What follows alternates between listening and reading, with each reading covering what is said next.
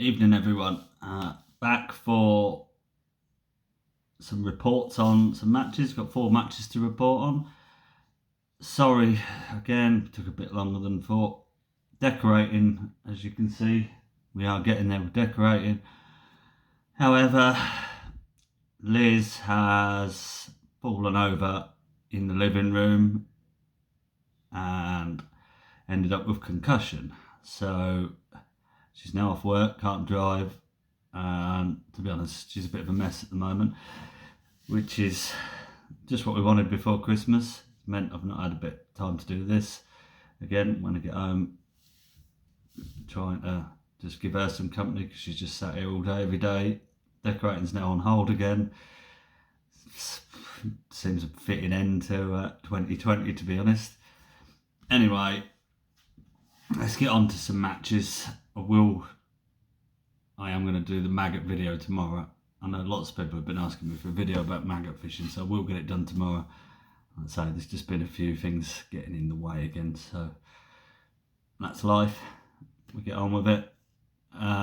So the first match back after lockdown was the teams of 3 at Rookery. The first round of the 2 of 3, we thought it was going to be cancelled, and they've just moved a few dates around. So the league's still going to go ahead. My team was myself, Russ Grimes, and Dave Taylor, my 2 best mates. We've been looking forward to it for ages. Now, the match is on the Saturday. On the Friday, I was on nights, so I was going there after a night shift anyway. But I woke up after Thursday night shift to a message on my phone from Russ. He could no longer fish. He was having to self-isolate. Not ideal. And then by dinner time, Dave could no longer fish. He was a bit worried about coming down from tier 3 in Leicester, and his wife wasn't looking very well. He was a bit worried that could be COVID. So at 4 o'clock Friday evening, I was going to work at 6. I didn't have a team at all. And I've now got a new member, Bruno Norman, great angler, does very well down Rookery. And the owners found me a stand-in to cover for Russ for the match. So, bit of a revised team. Didn't actually think we were going to be able to fish at all, so I was glad we were. Now, in the league, you have 1 angler on each of the 3 match lakes. And I've drawn Raven 2. You remember I was there in the festival in the summer. We had loads of room. There wasn't as many teams fishing as originally planned. I think there's 12 teams. There's 47 pegs on Jay, so I'd say we had lots and lots of room. Peg 2, I was happy with, in all fairness. There's always a few fish there. Peg 1 is by the bridge where you come in. There was no one there, and then there was no one right up to peg 8, I think it was. Loads of room, which isn't always a good thing in winter at all, because if the fish aren't feeding, they just back off where you can't catch them. And it was, I don't need to tell you how cold it was last weekend. We'd had so much rain, freezing cold rain and snow going. Didn't think the fishing was going to be very good. Did think I'd be able to find some fish somewhere. There's always some fish in front of you because it's a snake lake. That's why I like snake lakes in the winter. The fish never seem too far away. It was going to be just fishing for an odd bite. I thought the fish are quite small there at times in the winter, but I was hopeful I'd get a few bites. Didn't think it would be. I thought 40 to 50 pound would win the lake. 40 pound would be mega points. So that in mind, I've set 4 rigs up. I haven't got the rigs set up anymore. Talk you through what I set up though, and why. Before I go into that bait choice, and bait was simply some maggots, some red maggots, a few pinkies for the hook. Thought they'd be good with it being so cold, and some bread. I mixed up a tiny little bit of ground bait, like a pint of ground bait, which was just milled expander and F1 dark. As I've said about before, it's what I use for all my winter fishing. Really confident in that. Winter is a lot about confidence. So I've set up a dobbin rig. It was flat calm. You don't normally get that down there. So I've set up a little 0.1 dobbin rig. I will go into dobbin, do a video on it. I won't go into the rig on it. And so there was that. I've set up a rig for fishing across. It's deep across there, 3 foot all the way across. I could find that on several different lines across. Just a little 4x10 dusty carbon. All my rigs are, like I've said before, all my winter rigs now are on 015, 011 bottoms, 8 to 10 slick through a short kit, and that was the same on all my setups. And then I've set 2 rigs to the deep water. I could have got away with one, perhaps there was only 3 or 4 inches deep difference in the depth from my short line where I was going to throw maggots. That's the throwaway line. And at the bottom of the fast shelf at like 11 metres, it's 13 metres wide from your platform. And I've just set up 2 4x12 dusties. No, I didn't actually. I put 4x12 dusty for carbon for fishing across, and also for down the edge. The platforms come out a long way, so by the corner of the next platform I could use the same rig there. And then for short I used a 414 Secret, which is, like I've said to you before, Secrets are quite light on their size, so it's between a 412 and a 414. It was just that bit more positive. If the fish turned up, I wanted to be quite positive there. And as I'll go into when I do the maggot video, I'll carry different, like I've said to you, for in the winter I carry different hook lengths with different size shot on the hook length, and I've just used little number 12 stots on all of them just to give it the slowest fall possible, because I thought the fishing was going to be really hard, and I was just trying to tempt one by laying it next to it. So that was my setup. The only other thing I've set up is a little 9 foot Horizon Pro bomb rod for fishing bomb and bread, because I've got so much room. I thought if it was really hard and I couldn't get a bite, I could just chuck it into the room. And what I will say, caught me by surprise a little bit on Jay. There's normally big reed beds and all the way along, lots of cover, and during lockdown they've took them all out. It's bare bank all the way, so I wasn't sure what fishing across was actually going to be like. And there was one, well, it wasn't a set of reeds, there were 3 single pieces of reed sticking up in one spot just off to my right. So I've started to match dobbing there, 6 inches off bottom in 3 foot of water. Gone straight out. I couldn't believe it. I've missed the bite nearly straight away. I wasn't expecting that. And I've missed a couple more. Shallowed up 6 inches, and it's gone straight away. And it's gone round the piece of reed and flapping about there. It's come out, and I've got it in a carp about £1.5, only a little one, little ghost carp. But I knew that would have messed that up. There were obviously a few sat around them reeds, and I've gone back across, never had another bite there. So I've worked my way along to my left because I was slightly off to my right. I've gone right first, all round, just around where I'd been, never had another bite. No bites in front of me, worked my way all along, and then right down to my left, I've had another bite. Like, this is now 20 minutes in, and that was a good fish. That was £4, £5. But then I've searched all around, never had another bite. Because I'd caught early and there hadn't been anything else caught around me. I could only go on 47 by the bridge and peg 8. I couldn't see anyone else. I just wanted to try feeding. Something in my mind was telling me that I thought feeding would be good. So I've gone, because I've caught him through the 3 foot line, I've gone across straight in front of me where I've not had a bite, dobbing.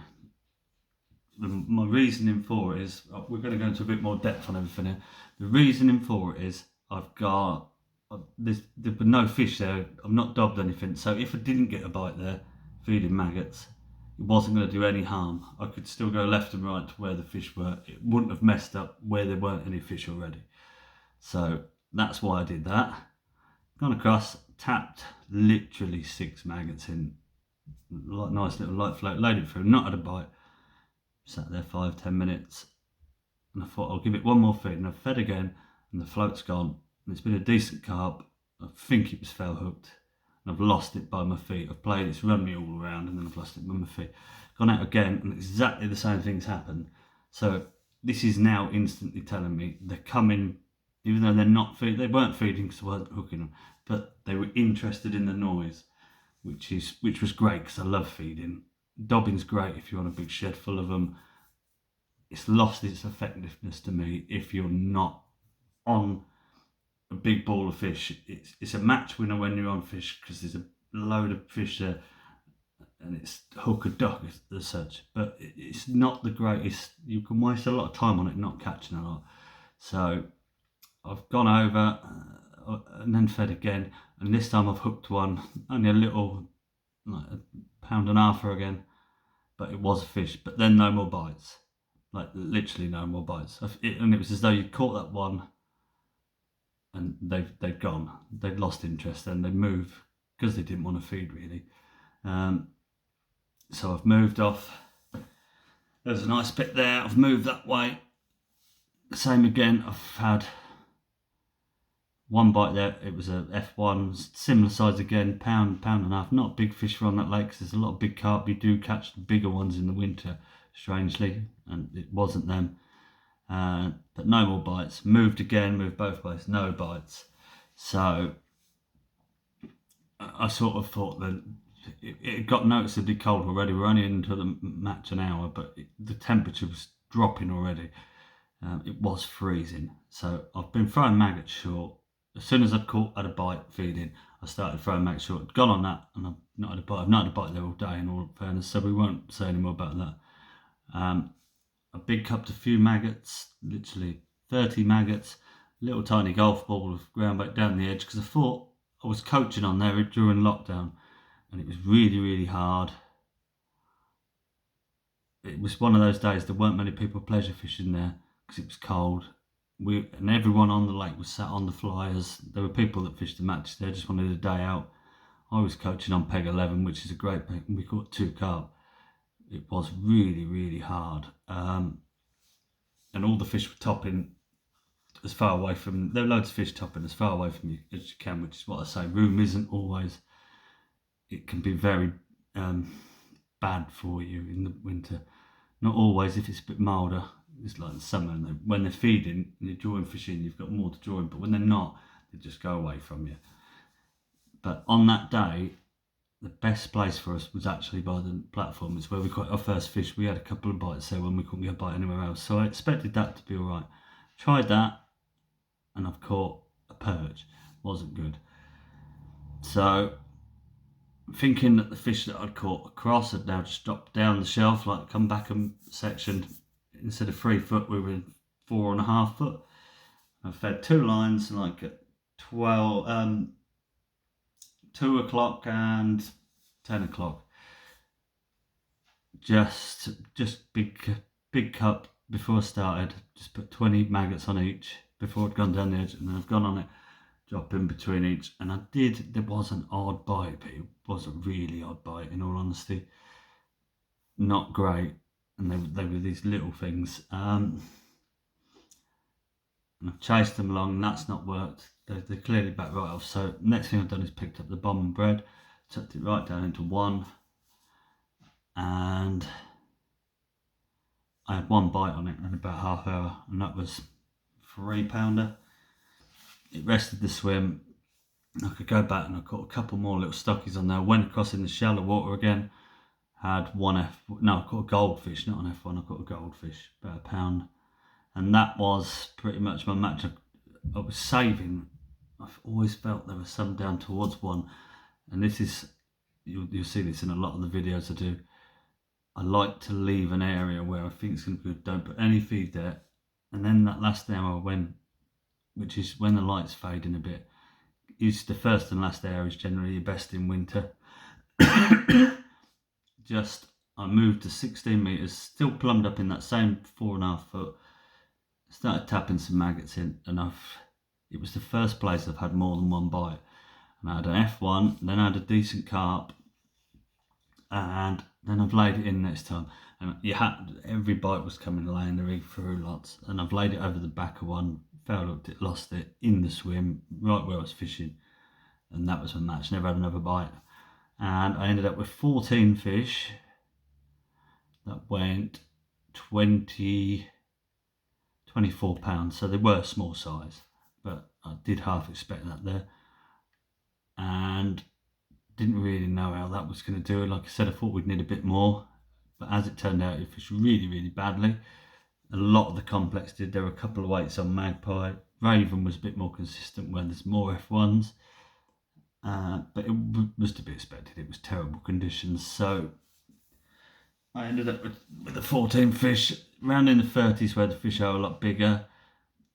Jason Gilbert has beat me by a pound. He's had £25, and that's only been 3 fish. So I've had a more enjoyable day than that, in all fairness. I just feel if I hadn't found that one, there was a couple more fish to catch there and it would have been enough. So that's a shame. Maybe should have moved the other way. I was a bit slow off the mark with it, perhaps. Should have gone the other way, but it's not a good area, that going up to 8. As it turns out, I've been in the worst bit of the lake. 47 is £11 and 8 is at £10. So really happy with that. Jason beat me by a pound. Peg 11, which is a good peg. Like I say, it's where we sat doing some coaching. He's pissed, annihilated the lake, £45. He's just caught on one line, tapping maggots in the deep water. There were just a few there. Some bigger fish. But it was third on the lake, so we had to pick some money up, and good points for the team. Third in, because this lake is your section, so that was a good start. And the other lads, we thought we'd got a really good draw, but it's not. The fish have just balled up in certain little areas. But we ended up third. There were 2 teams ahead of us. They were 2 or 3 points ahead of us. Both of them tied, but one had a much bigger weight because they had the match winner, and he's been on Magpie.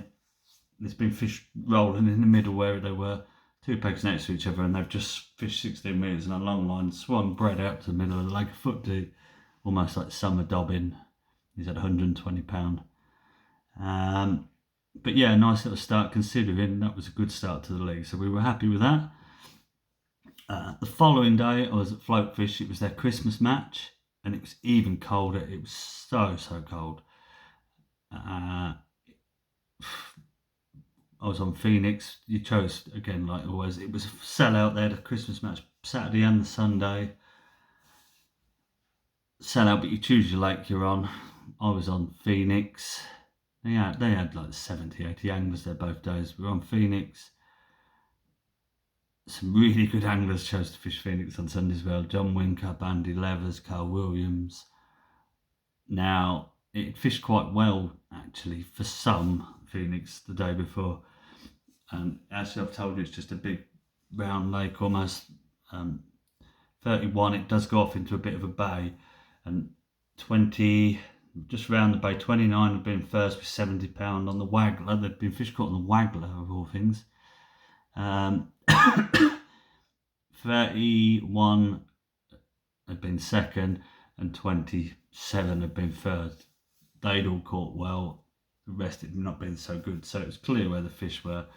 Now, it was, like I say, it's freezing. It was -2 when I got my kit out of the van. I left the van running while I was setting up, so I could just sit in there and warm up before the start, and it was still -2 at 10 o'clock. And when I got back in the back of the van at like 4 o'clock, it was -3. My rod rings were freezing up all day. You put a rod down and you had icicles hanging off the hook rope. It was, when I say it was cold, it was seriously cold. Now I've drawn peg of 33, which is in the corner. Let's say 31, and in that bowl had been good. Where I was had been, I know it's only 2 pegs away on looking up the lake, like 31 on the other corner, been terrible. And pegs 1 and 3 round from me had both blanked. There just hadn't been anything there, so I was a bit unsure, because 33 is a great peg in the summer, and but I just didn't. I've been on 31 before in the winter, won the match with £100, and good anglers, a good angler next door that day had £15 on my peg, so wasn't really, a bit unsure what to think of it all, to be honest, and with it being freezing cold. So tackle wise, well, honestly, the most simplest tackle day I've ever had. 9 foot Horizon Pro little bomb rod, which I was going to start on bomb and bread on there, and then I could just change it off, slide it off, or clip it off because I use elasticated stems. Just have it on a clip. Again, I'll do a maggot feeder and bomb videos for you soon.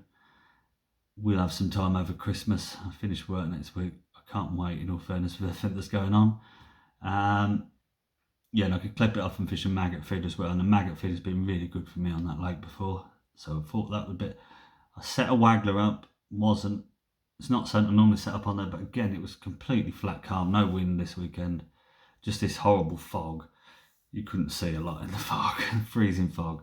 So I've set a little 4 gram waggler up on 11-foot Horizon Pro waggler.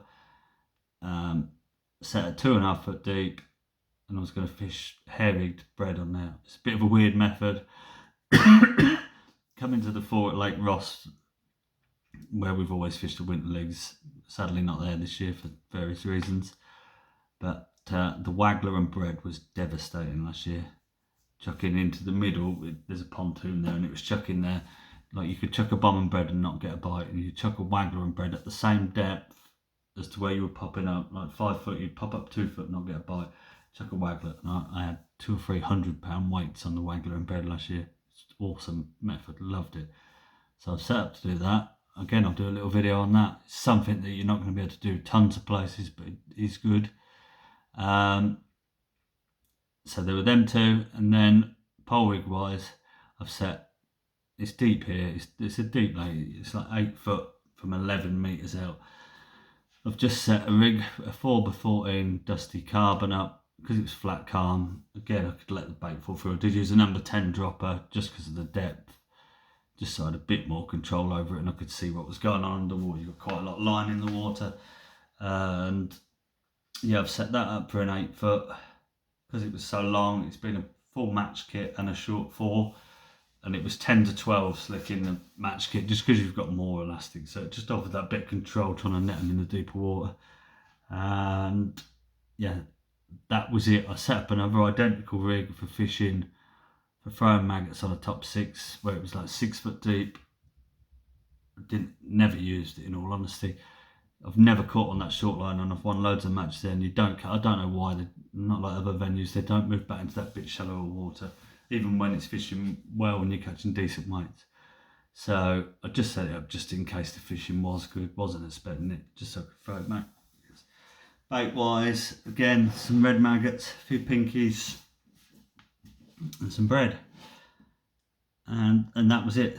The most simplest match ever. And like I say, I left the van running.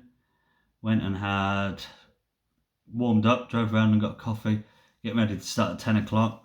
Got back to my peg at 10 to 10, and everyone had already started. It started at 10:15. I didn't realise, and that was a bit. I hadn't got my nets in, I hadn't got my waterproofs or anything on yet, but I had warmed up. I didn't think I was going to be missing a lot early on anyway. So all I've done, I've fished at 14 metres straight in front of me. It's the same depth everywhere, like once you get to 11 metres. I've just gone out, cut 30 red maggots in a big cup, and then just chucked the bomb. I've had a couple of liners on it. It's never gone round. No one else had caught anything either. It was like, you could see it was going to be a grueler. Like Andy, I'd got Nigel Baxter on 31, the old guy who is unbelievable in so many matches. He's a credit to himself. He's in his 80s and he wins more opens than most people I know. He was next door and fishes floatfish all the time. Andy Levers was on the other noted peg. So I was watching them and they haven't caught anything. So I couldn't see any further because of the fog. I tried chucking the waggler out because I'd had the liners and not a bite. I couldn't see the waggler. I was only fishing 20 metres. It was that bad. So I've dropped in on the pole because I'd had a couple of liners. I thought perhaps on the pole line. Dropped in there just with a maggot and a pinky. My favourite winter hook bait, in all honesty. Just that bit stand out. Just filled a toss pot up, just put 10 maggots in it. A bit more than I was feeling in the shallow water at Rookery. Deeper it is, the more bait, you've got more water you're trying to draw them in for, you need a little bit more bait. So I've gone out and I've had a bite. I couldn't believe it. No one's caught anything. It's gone and had a little pound carp, and I've had 6 little carp like that the next half hour, and then they've just disappeared. So I've chucked the bomb out again, and I knew I'd plumbed all around, and it was all the same depth. So I've started up again at like 14 metres again, at 10 and 2 o'clock. Going off towards where I thought the fish were like towards 31 that way, just fed 30 maggots again. To my right, where there's clearly been no fish recently, I fed 30 maggots and a little ball of ground bait.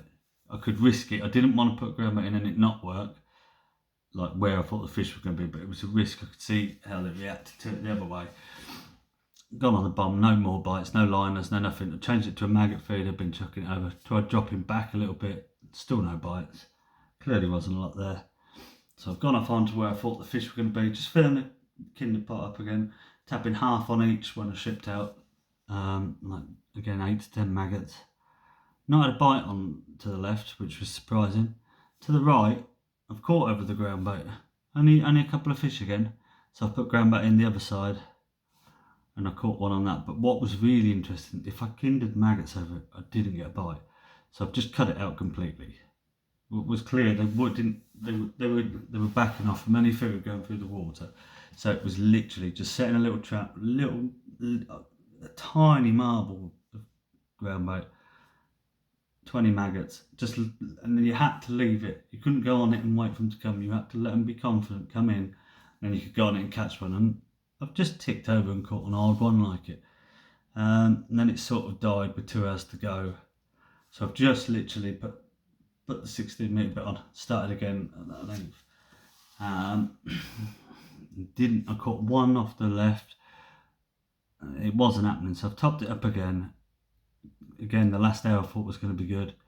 Chucked the maggot feeder for a bit, and what happened, the fog lifted for half hour, and I thought they're just going to move up in that slightly shallow water. And the feeder did go around once, and I had one best fish of the day, about £3. And then within 20 minutes, the fog was back, and never had another bite on it, dropping deeper and deeper. And it's quite narrow there, so I didn't want to drop back too far because I was almost on the pole line. It's only probably 22 metres there, where a lot of the lake is 30 metres. It's probably why the maggot feeder's better elsewhere.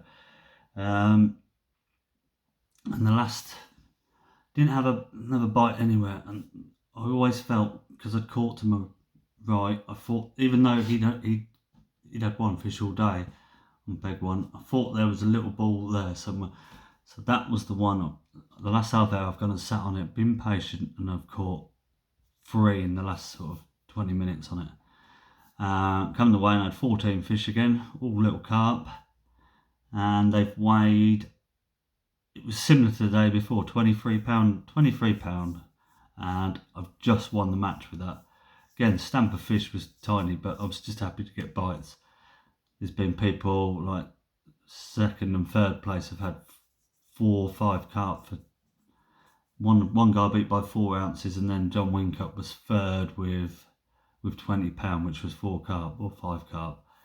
Hardly anything caught feeding, but I think again it was because people were feeding to draw them in, and they clearly didn't want it. It was so cold, it wasn't attracting them in, it was just scaring them off. So laying that little trap, letting them come over it and catching one, and then having to rest it.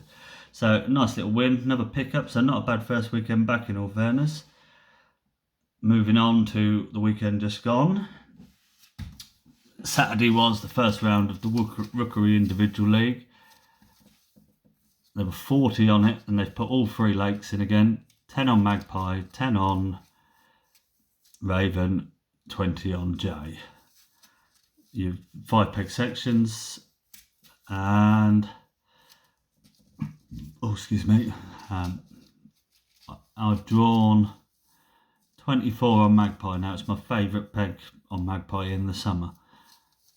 I've had my two biggest match weights of that peg, 400 pound of it, but it's weird peg in the winter. Like, that is the top sort of bowl. 36, as I've spoken about before, is an absolute fly. You've got a bridge to fish to where you fish off the island. Great big bed of pads in front of you. and they sort of reach out to where I was, but they're about 18 metres away, and it's a 16-metre pole limit. And then there's another big set of lilies off in front by 25. You remember I drew there before? And I've set up a little waggler, clipped it like 18 metres to chuck there and there. And there was only me and Polly was on 36, not in my section. My section was all the outside of the lake. It was always up against it, in all fairness, because the fish had been down by the island last week. Peg 2's always a good peg. Yeah, I thought I'd struggle really. It'd been terrible the week before there. But I thought I could just fish the bread waggler and catch a few. And then Polly's on 36. He said, you're not allowed on there. And what it turns out, everyone's fishes long lines and swings on there. If you haven't got pads, you can reach a top 4 line and swinging it out to it. But because 36 is on that same bed of pads, some people have took the piss over the years and swung a real long line and fished in 36's peg, because that's where they all are. So it is now a strict 16-metre limit on there. And as soon as I knew that, I knew it was going to be rock hard unless they decide to have a feed. It was milder. You've got an area out straight in front of you which you can just reach with 16 metres. So I was hoping there'd be some around that. Again, just a little dobbin rig. I've stepped up the elastic because there is, even though it's not snaggy in your peg, there's snags they can soon get to. So I fished same rig 011, same. I'll go into the rigs when we do dobbing, but just a 10 to 12 in a short kit slick, just so I've got that little bit more power. And then I've set up, I'm trying to remember now. I've set up on a 12 to 14 slick for a short kit, just so I could pull them away, because where I was on the bottom for fishing that same line, 4B12 dusty. It was all the same depth. It shallowed up 6 inches by the aerator. And then for all the deep water, I've just set up 2 rigs, identical. One was black tip, one was yellow tip. 4B12 Secrets, really likes it. Was flat calm again for throwing maggots on a top 6, on the black tip one, and then a yellow tip one for fishing left and right at 14 metres in the open water. And also down the edge. I felt the edge could be good because you've got a lot of room there, and there's all Iranian reeds. So just, again, big cupped a few maggots and some ground bait there. Never had a bite on it. So I've started the match dobbing to the aerator. Never had a bite. And Polly's had 5 carp the first 10 minutes by the pads. I knew straight away it was going to be rubbish. All the fish are just living around the features, and they weren't going to move. I was sure of it already. So I've gone out. I haven't dobbed for too long because I knew I wasn't going to catch on it. Round a feature like that, as Polly did, he's gone under almost straight away as soon as he's laid it in every time. So I've gone out and tapped some maggots in by the aerator, fished out, and it's as soon as the float settled, first lay in, it's gone. I've had a carp about, Polly was catching little ones, and mine's been about £4. So I thought maybe I'll catch a few feeding. Never had another bite there. Tried in the edge, not a bite. Gone on my short line where I've been throwing maggots, and there was an odd bite that from decent stamp roach to good roach, they're like 6 to 8 ounces, but not many bites. So I knew I had to feed. I tried by the aerator again, caught one about £3 this time, and then not another bite. I thought if I could just keep coming off it and then going back on it after it's rested, but I've never had another bite there. Tried dobbing there again. It wasn't enough to hold them. So I've fed my 2 lines left and right. Not caught on them. I tell a lie. I caught one on my right hand line. Again, I just put maggots that side because it was towards the pad, so I thought it'd be good. To the left, I put a bit of ground bait. Never had a bite on it. I caught one first put in on the right hand one, good fish, 6 or 7 pound, but then no more bites for like 2 hours. Just couldn't get a bite, so I put the 16 minute, tried everywhere, put the 16 minute bit on, which put me quite close to the pads, but not close enough. Polly was literally fishing in the middle of the pads in the end and dragging them out. Only catching little stockies, but he was catching. Other than that, the guy next down on 21, he was showing, and then all of a sudden he started to catch a few feeding, an odd one, like, but he could just about reach over. I just couldn't get a bite, and I've hooked 3. Well, I've hooked 1 in the mouth and it's come off. It's actually caught me up length on the pads and snapped me. And then I fouled up 2 there that were just moving around from the pads, but this is in the space for an hour. There were just no bites. So I went for it a little bit with the right hand one, 16 metres. It was in the middle of nowhere in this bowl and didn't think there'd be many there. So I put like 50 maggots, a golf ball, a ground bait. It was a complete throwaway. Not had another bite till the last 20 minutes, and I've gone on that again. I've tried it a few times, tried everywhere, and I've caught 4 there in the last 4 carp in the last 20 minutes. Not big ones, they were like £1.5, £2, but it was just that time of day, and it was giving, as I'm trying to get to, it was giving me somewhere where the fish could just settle over. I've done that, and I've ended up with 7 carp and 12 roach, I think, which was £29, and it was last in the section. I needed another £10 for another point. I needed another £135 to win the section. £170 won it from on the island swinging bread, as I thought. It was just a no-upper, so that's a dropper gone. That's why we have droppers in the winter. There's not a lot you can do about it. You are going to draw pegs where you don't stand a chance. As I said at Decoy the other week, it happens. It's unfortunate. It's fish. All the fish have sat round. I think Matey on the islands, like I say, annihilated it. I think John Wincup had £55. He was second in our section, just chucking a waggler with bread to the island. He could chuck it, he was slightly off to his right. So I've never had a chance there. You need to have some features on there. At the moment, as soon as they've acclimatised a little bit to the weather and the cold water, they will start to spread out a little bit. There's still going to be pegs that are far better than others, but you can have a bit more of a chance. But it's always the same everywhere. As soon as you've gone freezing cold, and especially with all the cold rain going on as well, they just ball up around features. Not in the open water, it's around features where they can sit a bit higher up in the water, because they don't want to be in the deep water because it's freezing, because all the rain's gone down. So they, like where Ricky's won the lake, he's fished 16 metres, 3 metres of line, swung it out to an island, and they've just been sat around all the reeds.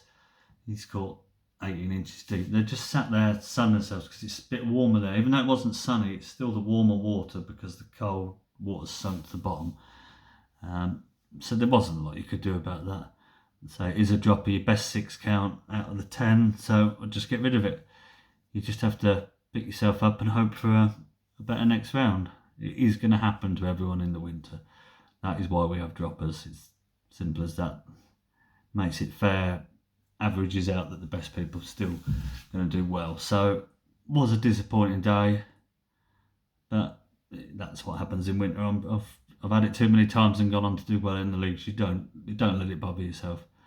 That's all I will say to you. Don't let it get in your head and fish bad matches because of it. You've just got to move on. The next match is a different day. So lastly, Sunday was the second round of the Decoy League. Now, there's 8 matches, your best 7 count, you get 1 dropper. I was last in the match first round, as you remember. I just couldn't fish that peg properly. And so there was no room for error anymore. I think there's still, people are going to have a few blowouts along the way. Nature of winter fishing, but I couldn't afford a bad result again. And I've drawn peg 2. It's all on Beastie, as you remember me saying. I've drawn peg 2, which is just awful again. My pection was 2, 3, 4, 5, 6. Now it's all open water. You remember when I was on there in the festival, I was on 4, and you've got the points, that these bits that come out, some spurs of such. Now peg 2, it was a really good peg in the summer. You've got to spur both sides of you, going out to like 13 metres, all reeds there and everything. But Beastie, as I've said, is all about catching lots of silvers, and there's so many silvers. It's roach and skimmers and F1s and carp if you're lucky. They've got no reason, you're not drawing them in for a minute, they've got no reason to swim in this little bit, if that makes sense. Same as where I was last week. It had won the section the first round, but he'd caught at 14 metres at the end of the spur. It's deep there. You've got 5 foot everywhere, unless you come right tight and short, which way you catch in the summer.